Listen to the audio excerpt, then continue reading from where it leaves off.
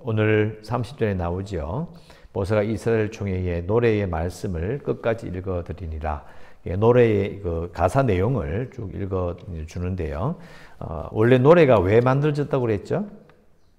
그냥 노래를 부르면 좋겠지 이게 아니고 31장 19절에 가면 노래를 써서 이 노래로 나를 위하여 이스라엘 자손들에게 증거가 되게 하라. 무슨 증거죠? 너희들이 그 땅에 들어가면 나를 반역할 것이다. 그러니까 주의해라. 그 내용이 노래의 내용이라는 거예요. 물론 신명기의 내용도 포함되어 있겠지만 가장 중요한 것은 반역을 경고하는 게 노래의 주된 목적이에요. 그런데 자 읽어보시면요. 오늘 이 1절부터 시작되는 그러니까 32장 1절부터 43절까지 노래가 나와요. 아주 길게 나옵니다. 아주 길게 나오는데 이 노래 내용을 쭉 보면요. 실제로는 반역을 경고하고 반역에 대해서 뭐라 하는 것처럼 느껴지는데 읽어보면 실제로는 반역은 말이 안 나와요. 초점이 어디로 가느냐면 하나님의 위엄으로 가요. 하나님이 얼마나 크신 분인지를 노래하는 쪽으로 가요. 자, 이것은 이렇게 봐야 합니다. 우리가 어제 이렇게 말씀드렸죠. 이스라엘 백성들이 반역을 일으킬 거 뻔히 알고 시작한다죠. 근데 우리는 사람은 그렇게 하지 않는다고 그랬죠. 계약을 깰 것이 눈에 보이면 그 증거가 있으면 안 한다고 그랬죠. 근데 하나님은 계약을 깨고 조약을 깨고 하나님을 반역할 것을 아시고도 진행하셔요. 그런 일은 이 세상에 없는데 왜 그러시냐면 하나님께서는 약속을 지키시는 분이시다고 말씀을 드렸는데요. 그럼 우리는 어떻게 생각이 될까요? 이스라엘 백성들이 반역을 저지르는 이 나쁜 놈 이게 중요한 게 아니고 초점이 어디로 가야 된다고요? 하나님이 신실하시다라는 것이 초점이라는 거죠. 마찬가지로 이 노래도요. 분명히 반역을 말하는 부분이 있어요. 너희들 이런 우상숭배를 한다. 잘못된 일을 한다. 그런데 이 노래가 말하고자 하는 건 뭐냐면 이스라엘 백성들의 반역이 아니고요. 하나님이 어떤 분이시냐로 넘어가요. 이걸 잘 생각해야 됩니다. 어느 쪽이냐는 거예요. 어디에 초점을 두고 생각할 것인가. 자, 어떤 사람이 있습니다. 자, 우울증 걸린 사람이 있으면요. 우울증 걸린 사람들에게 이야기를 하면요. 아무리 좋은 이야기를 해도요. 자기 그 마음에는 항상 나쁜 생각밖에 없어. 아니, 그렇게 생각하지 말라니까. 근데 이게 안 돼요. 이게 우울증도 우리가 이 팔이나 다리가 부러지는 것처럼 마음이 다치는 거거든요. 그러니까 나쁜 생각을 하지 않도록 약을 먹이는 거예요. 그냥 몽롱하게 만드는 게 아니고. 그런데 사람은 그렇게 생각하기 시작하면요. 계속 나쁜 것만 생각해요. 자, 우울증이 하는 이유가 뭘까요? 아니면 이스라엘 백성들의 잘못을 말하는 게 뭐냐면 그 잘못, 안 좋은 생각만 아무리 해도 결론이 없다니까요. 제가 뭐라고 했죠? 자신의 처지를 묵상하지 말라고 해요. 그게 초점이 아니고 하나님이 어떤 분이시냐. 그러니까 모세도 이 노래를 만들면서 하나님께 초점을 맞춰요. 자, 이걸 꼭 기억하시면서 자, 1절에 보시면 하늘이여 귀를 기울이라 내가 말하리라 땅은 내 입의 말을 들을지어다. 자, 하늘이 땅이 또 나와요. 이거는 문학적인 표현이 아니고요. 증인을 세우는 거예요. 앞에 신명기 앞에도 중간에 비준 절차에 보면 하늘과 땅을 증인으로 세워요. 증인 1 하늘, 증인 2 땅. 그만큼 지금 노래의 내용이 중요한 내용이라는 뜻을 가지고 있고요. 2절 내 교훈은 비처럼 내리고 내 말은 이슬처럼 맺히나니 연한 풀 위에 가는 비 같고 채소 위에 단비 같도다. 자, 이것도 그냥 하는 말이 아니고요. 문학적으로 이렇게 멋있게 쓰면 좋겠지. 그게 아니고 이 이스라엘 백성들이 사는 이 지역은 이슬로 농사를 짓는다고 그랬죠. 그러니까 바짝 말라있는 산등성이가 아무것도 없는 산등성인데 밤사이에 이슬이 쫙 내려. 그러면요. 순식간에 풀이 쫙 돋아나요. 그러니까 확 살아나는 거죠. 그게 눈에 보여요. 그게 그곳의 자연이에요.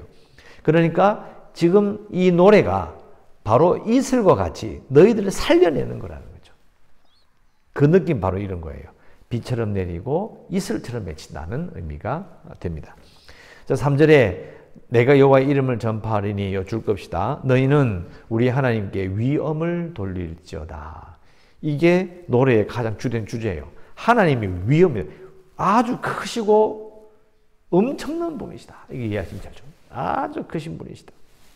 그러면서 그는 반석이시니 그가 하신 일이 완전하고 그의 모든 길이 정의롭고 진실하고 거짓이 없으신 하나님이시니 공의로우시고 바르시도다. 자, 우리는 읽으면 솔직히 별 감동이 없죠. 뭐 그런가 보다 싶어요. 그런데 신명기에서 하나님은 이스라엘 백성들과 어떤 관계죠?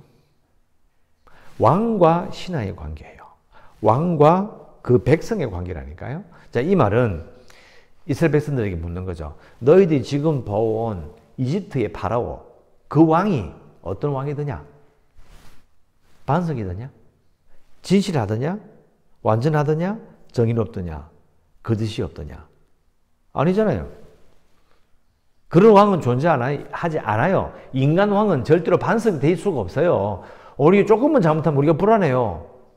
야, 저러다 사고 안 치겠나? 믿을 수가 있나? 이런 생각 해야 안 해요. 하잖아요. 그러니까 비교해 볼 때 하나님은 어떤 왕이시냐? 그는 반석이시다. 그는 공의롭고 완전하고 정의롭고 거짓이 없으시고 온전한 분이시다. 이렇게 말하는 거죠. 결국 너희들이 이제 조약을 파기하고 다른 신을 섬기고 다른 나라 왕을 섬겨봤자 그거는 아니야. 아무것도 아니야. 아름답지 않아. 아름답지 않다는 표현은 뭐냐면 이게 우리 보면 이제 하나님께서 이런 분이시다라는 표현할 때 성경에서는 이스라엘에 반석하신 아름다운 하나님, 하나님의 아름다움을 노래한다 이런 표현을 많이 쓰거든요. 그것은 온전함을 뜻해요.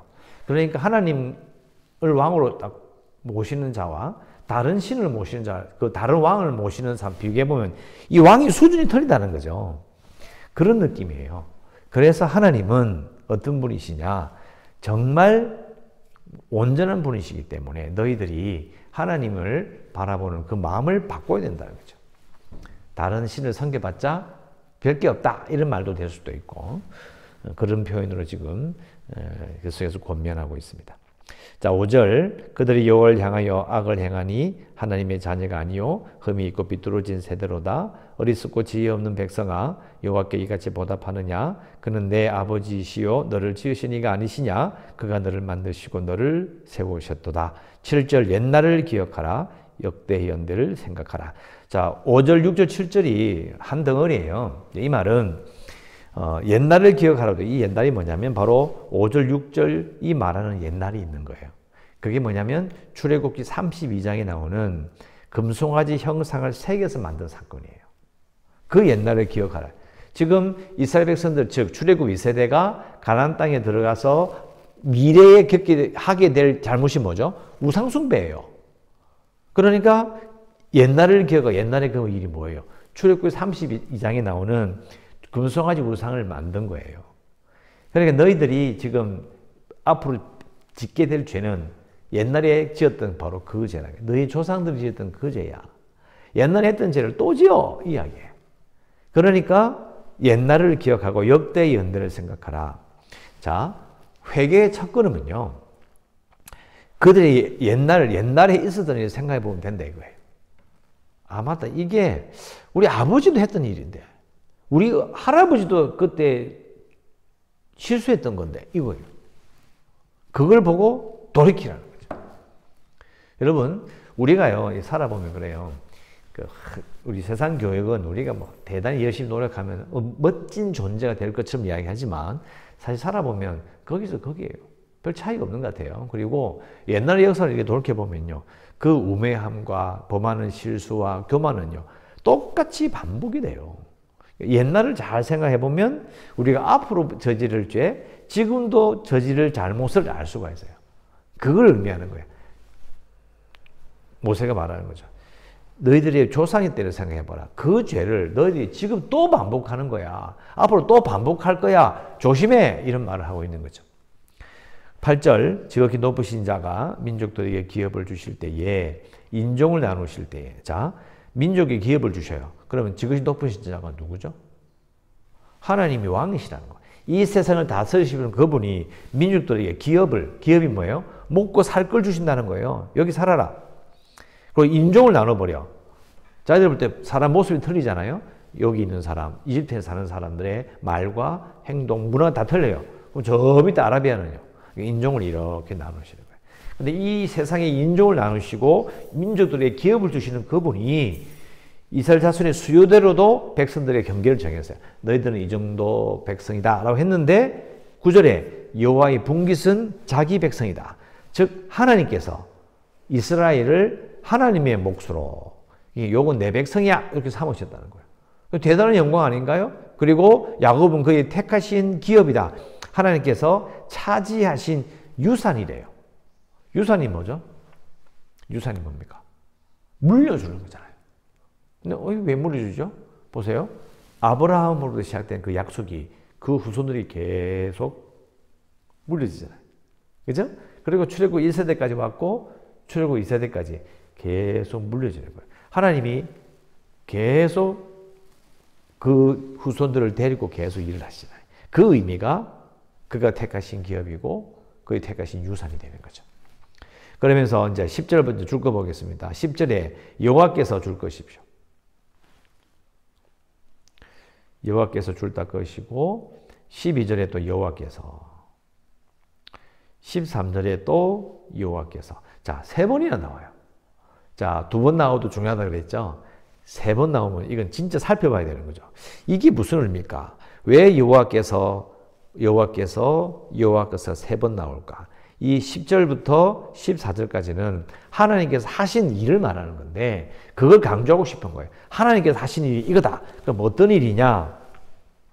10절에 그를 이스라엘 백성을 황무지에서 짐승이 부르짖는 광야에서 만나시고 호위하시며 보호하시며 자기의 눈동자같이 지키셨다. 황무지에서 40년 광야 생활을 말할 수 있겠죠? 그리고 이제 광야에서 호위하시고 보호하시고 눈동자처럼 지켜주셨다. 하나님께 그렇게 하셨다는 거죠. 자, 그런데 비유를 해요. 11절 마치 그러니까 호위하고 보호하고 지키는 것이 독수리가 지 새끼를 보호하는 것 같이. 자, 독수리는 새끼를 어디 지킵니까? 품고 지키잖아요. 이렇게 새끼들을 이렇게 큰 나라기로 딱 감싸고 딱 깔고 앉아가 지키죠. 그래서 새끼를 까고 또 자기가 그 둥지에 딱 갖다 놓고 다 먹이면서 하루 종일 보잖아요. 자, 일주일에 한 번 봅니까? 독수리가 지 새끼를 볼 때 어떻게 할까요? 계속 그 둥지 지키고 있잖아요. 그렇게 하나님이 보호하셨다는 거예요. 독수리가 둥지에서 지 새끼를 돌보듯이 그렇게 하셨다는 거예요. 그들의 일상 가운데, 즉 뭐냐면 제가 일주일에 한 번 돌볼까요? 아니라는 거죠. 항상 돌보잖아요. 그게 바로 뭐냐면 하나님께서 매일매일 이스라엘 백성들을 돌보시고 은혜를 베푸시고 그 호의를 베푸셨다는 것을 기억하라 이런 이야기예요. 여호와께서 너희들을 매일매일 돌보심을 기억하라. 12절 여호와께서 홀로 그를 인도하셨고 그와 함께하는 다른 신이 없었다. 자, 이 표현도 참 중요한데요. 왜냐하면 9절에 나오는 여호와의 분깃은 자기 백성이라 야곱은 그가 택하신 계획이다. 자, 요 말이 출애굽할 때 출애굽 1세대들이 맺었던 시내산 언약, 시내산 종주권 조약이죠. 그게 연장선이 뭐예요? 모압 평원에서 출애굽 2세대가 맺는 신명기 조약이에요. 그걸 요약한 말이에요. 하나님은 우리의 왕이시다. 그러니까 하나님은 너희들 내 백성 된다. 이거 아니에요? 그리고 너희들의 후손의 후손을 이어가면 내가 책임지겠다. 그게 유산이에요. 그러니까 하나님께서 홀로 그를 인도하시다. 왜 홀로 그를 인도하시는데요? 약속을 맺었으니까요. 나만 왕이다. 너희들만이 내 백성이야. 하나님은 우리의 왕이십니다. 그게 뭐예요? 홀로 그를 인도하셨고 그와 함께는 다른 신이 없었던 거예요. 다른 신이 있을 수가 없죠. 계약을 딱 맺었는데 다른 신이 끼어들 틈이 없는 거예요. 13절 여호와께서 그가 누구냐면 이스라엘입니다. 땅의 높은 곳을 타고 다니게 하시며 밭에 소산을 먹게 하시며 반석에서 꿀을 굳은 반석에서 기름을 빨게 하시고 소의 엉긴 젖, 양의 젖, 어린 양의 기름, 바산에서 난 순양과 염소 그리고 지극히 아름다운 밀을 먹이시고 포도주에 붉은 술을 마시고. 자, 이것은 일상이에요. 일상. 높은 데 다니잖아요. 그거 안 다녀요. 다니잖아요. 밭에 소산을 먹잖아요. 네, 농사지어서 먹죠. 그 반석에 꿀 따죠. 기름도 막 구해서 먹어야 되고 소도 젖도 먹고 일상생활. 그러니까 앞에 나오는 독수리가 자기 새끼를 품는 것과 같이 아까 말씀 이렇게 비유했죠. 새끼를 돌보는 일주일에 한 번 돌보겠냐고. 그게 아니잖아요. 항상 곁에서 돌보잖아요. 그걸 비유해서 하나님께서는 너희들을 매일매일 은혜를 베푸시고 너희를 돌보신다는 것을 너희는 기억해라. 이렇게 권면하고 있습니다. 자, 우리가 기도할 수 있는 부분은요, 이 독수리 비유를 기억하면서 이렇게 씁시다. 어미 독수리처럼 우리를 돌보시는 하나님의 은혜가 있기를 원합니다. 어미 독수리처럼 우리를 돌보시는 하나님의 은혜가 내게 있기를 원합니다. 라고 우리는 기도할 수 있습니다. 이렇게 기도하시고 계속해서 우리의 교회가 구원의 방주가 될 수 있도록 또 재개발을 위해서 코로나19 극복을 위해서 연약한 성도들과 주일학교를 위해서 선교제를 위해서 또 성도들의 생업을 위해서도 기도하시고 오늘도 은혜 가운데 살아가시기를 주의 이름으로 축원합니다. 기도하겠습니다.